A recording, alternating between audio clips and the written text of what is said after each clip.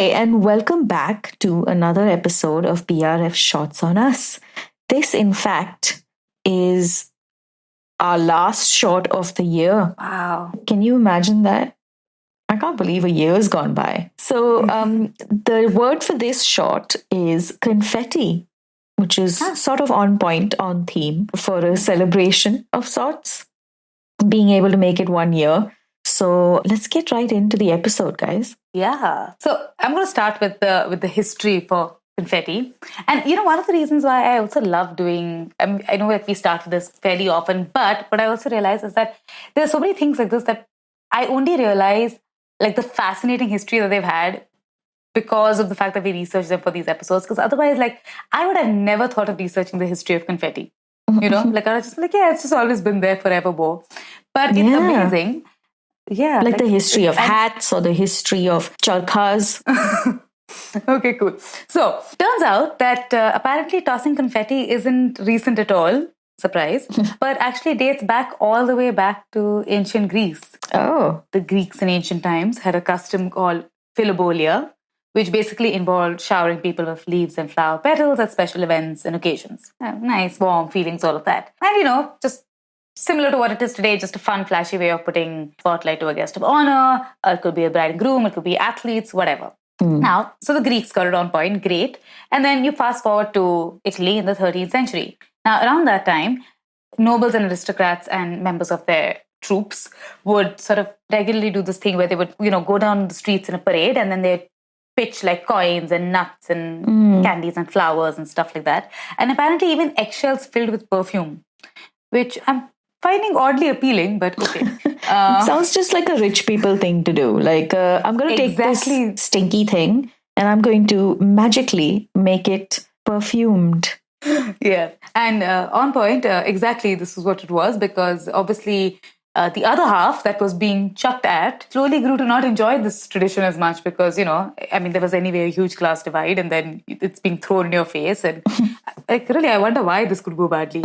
But now what was meant to be this great PR gesture of sorts became this thing where more and more common folks on the sidelines would begin to retaliate by throwing the same objects back at the people in the parade. And they would add to it by adding mud, rotten eggs, and other things of the like. And as the fights became more and more intense, the filthiness of the objects being flung also became more and more intense. Ooh, I don't want to know. Yeah.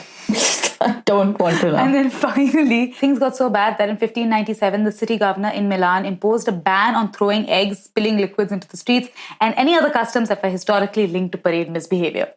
So it led to a formal ban. So for about a century, this ban was obeyed. Clearly, people needed a break. And no confetti-like things were thrown at anybody for a while. And then in the 1700s, the parade sort of came back, but with a slight adjustment. So instead of eggs and coins, people started handing out small candies and little seeds and stuff like that. And when candy sort of became incredibly expensive, these people switched to small balls of chalk that were, they looked pretty. They were fairly inoffensive. Like, what harm could it do? Except human beings being human beings, something happened to trigger somebody, a small ball of chalk was chucked back into the parade, and that now suddenly you have chalk pellet fight. But apparently these fights got so vicious that eventually chalk balls were banned too, and citizens went back to just throwing mud at each other.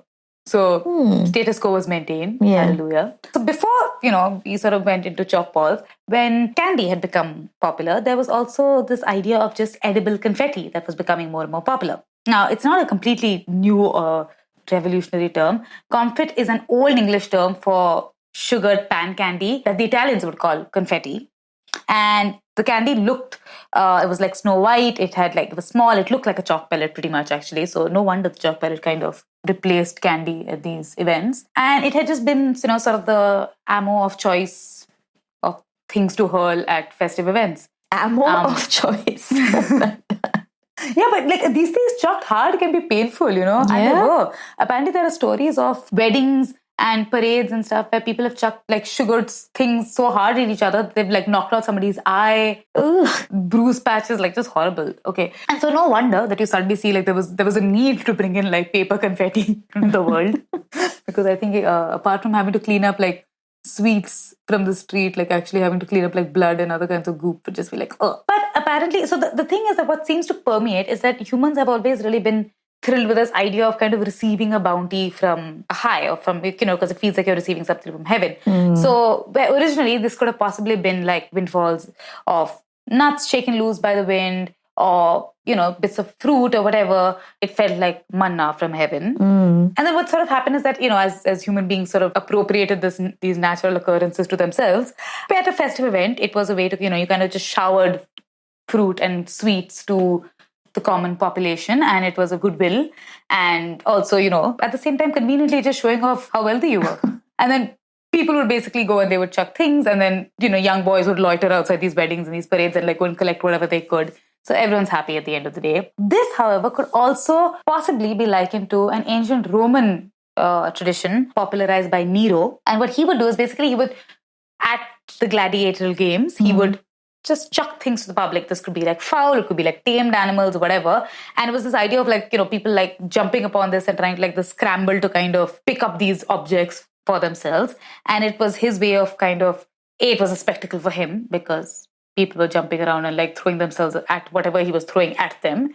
And also it was a great way to just distract people from the fact that he was possibly not the most competent emperor of the time. So, it worked on both sides. And then, even now, like apparently, I did not know this, but in 1974, an American pilot named Gail Halverson was awarded Germany's highest medal of merit because he attached parachutes to candy and dropped it on war-wrecked children in the Second World War. Oh, that's so sweet. Yeah, right? So, like, clearly this has always been something that has been appealing to human beings, but we somehow seem to have always taken it, like, to the extreme. And it turns out that around the time that candied nuts became an innovation and they were being thrown in these parades, there was other kinds of confetti that was made out of plaster of Paris, but looked like a sugared almond. And it got so bad that protective wire masks became essential carnival gear. Oh, God. So it always starts off great, but somehow it's always taken this route. So bottom line is that people have always had an urge to throw things at each other in some sort of celebratory fashion since time immemorial. And somehow, for some reason, parades and special events just seem to amp this up for us. And in fact, in India as well, we have a custom of this, right? But India is not as violent, but we do have a custom. So at special events, we throw rice. Yeah. Right? And so it may not be edible because it's raw rice, but, we throw rice at brides and grooms, we throw rice at festivals, at parades, whatever, at people being blessed.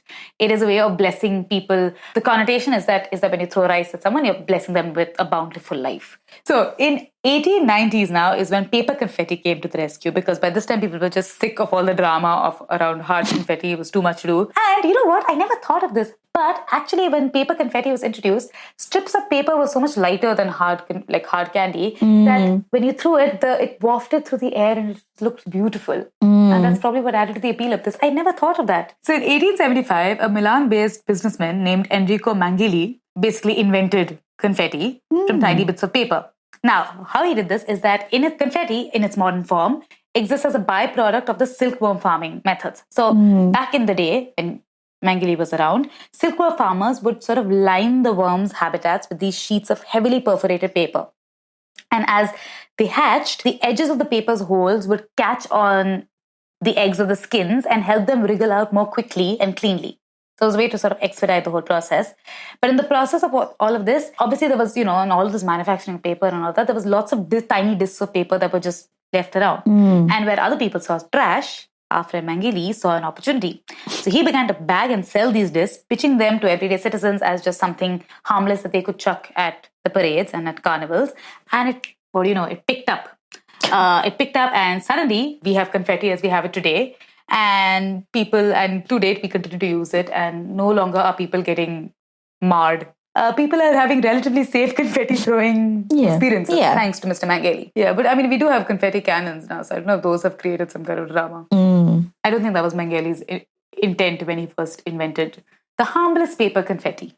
Bless him. So actually quite a bloody history, if you come to think of it. Yeah. And tasty.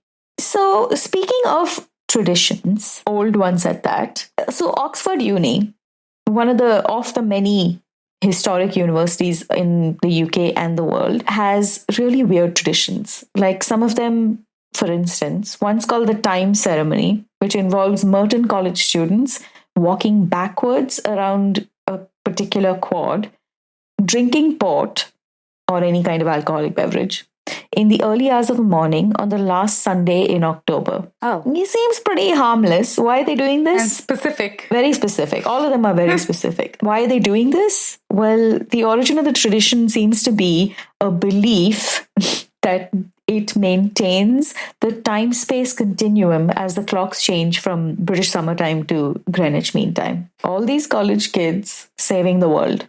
Another one is students in Worcester College Library have to remove half of their clothing between 3 and 4 p.m. every Wednesday. So you go to the library, you get to read a book, and you get to watch a show. A striptease. Obviously, that one, it doesn't happen anymore for very obvious reasons. Now, the one that I'm coming to, which is related to confetti, is called trashing. Very innovatively named. Basically, trashing is an annual tradition that sees students spray each other with alcohol, flour, and confetti, and anything else they can find, really. It's a practice that began in the 1970s, so not very long ago, when friends of students taking their finals waited outside the examination school in Oxford City Centre.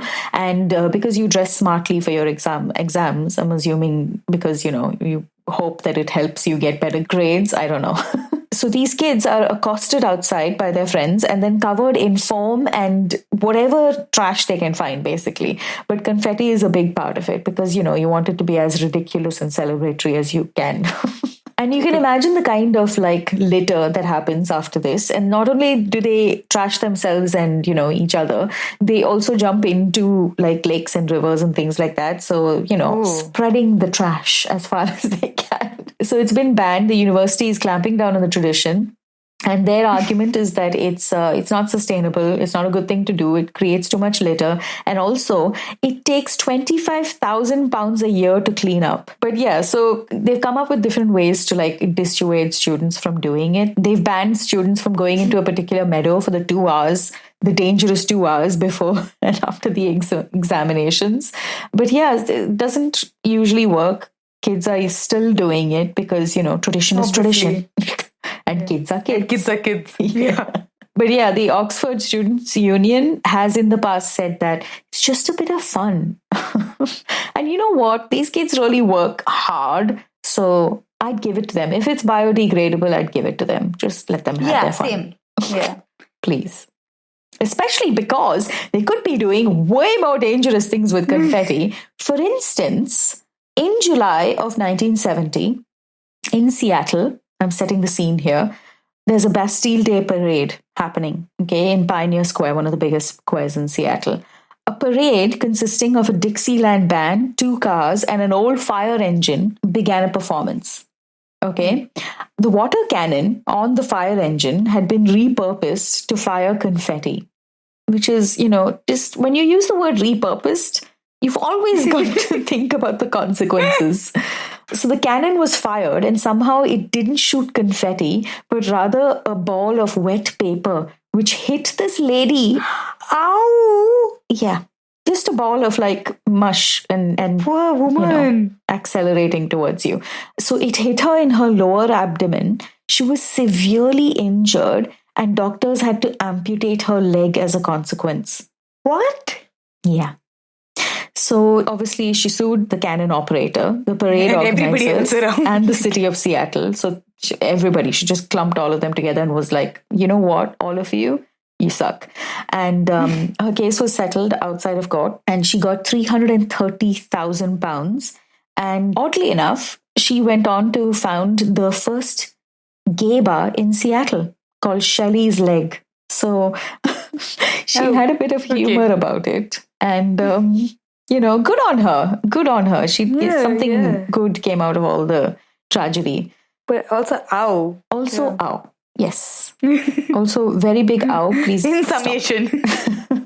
And in a more recent case, there's a lady who was hit in the face, leaving her permanently blinded in one eye by a confetti cannon. So this... why are these confetti cannons not doing their job well? Yeah, and this is close to 40 years apart, So people are people, I guess. It's not happened as much for it to be an epidemic, but happens enough for it to be worrying. So she was seriously hurt. The cannon had been installed in the courtyard and dance areas of this Wolstenham Square, which is a nightclub. So it's indoors, and it had been fired 5 times before the accident occurred. So really, it was like Russian roulette. And unfortunately, the last time that it could have been shot, she was hit in the face, knocked her off her feet, left her covered in blood. Her eye socket sustained injuries, and then she eventually lost sight in that eye. And, it sort of, obviously, it is an accident, an unfortunate one. Things could have been done to prevent it. But for instance, one of the things was the cannon that they used was called the stadium shot. So it needed to have been discharged at least 25 meters away from a person, and obviously was unsuitable to be shot inside a nightclub where everybody is so packed together like sardines, and it couldn't have been bigger than, 10, 20 square meters. But this is just really bad luck, huh? Just terrible. And so, I mean, everything went, as it should. The company was fine. The company was extremely apologetic. But once it's done, it's done. This woman's lost her eye.